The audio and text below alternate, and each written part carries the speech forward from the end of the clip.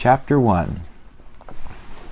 I am writing this story about Treasure Island on the request of my friend, Squire Trelawney and Dr. Livesey. All the things I shall tell happened to me many years ago. It all happened when I, Jim Hawkins, was just a boy and my father ran the Admiral Benbow Inn. I remember it as if it was yesterday. A large, heavy man burst into the inn door. He carried a large sea chest and wore a soiled blue coat. His hands were ragged and scarred, and his fingernails were black and broken. He had a white scar across one cheek. I remember him looking around and whistling to himself. Then he broke out in the old sea song that he sang so often. 15 men on the dead man's chest, yo-ho-ho, and a bottle of rum. After finishing his song, he asked for a bottle of rum and introduced himself.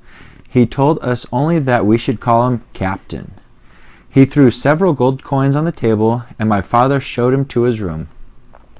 The captain stayed with us for a long time. He was a silent man by custom. All day long he hung around the cove or sat on the cliffs with a brass telescope. During the evening he sat by the fire and drank rum and water.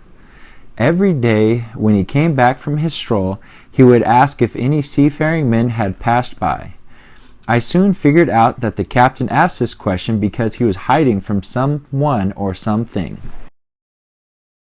One day he took me aside and promised me a silver coin on the first of every month if I would only keep my eye out for a seafaring man with one leg and let him know the moment he appeared. The image of this frightening person haunted my dreams and caused me many sleepless nights. On stormy nights, when the wind shook the four corners of the house and the surf roared along the cove and up the cliffs, I would see the one-legged man in 1,000 forms. Sometimes the leg would be cut off at the knee, other times at the hip, and still other times I imagined him as a monstrous creature who had only one leg, which grew from the middle of his body. Let's see, we'll give a picture now. The terrifying dreams. But although I was terrified by the idea of the seafaring man with one leg, I was far less afraid of the captain than were most people who came to the inn. His stories frightened them. They were dreadful tales about hangings, walking the plank, and wild storms at sea. When the captain told his tales, he grew red in the face, and his voice boomed like cannon fire. Although the people were frightened at the time, when I look back, I realize that the stories provided their dull country lives with some excitement and adventure.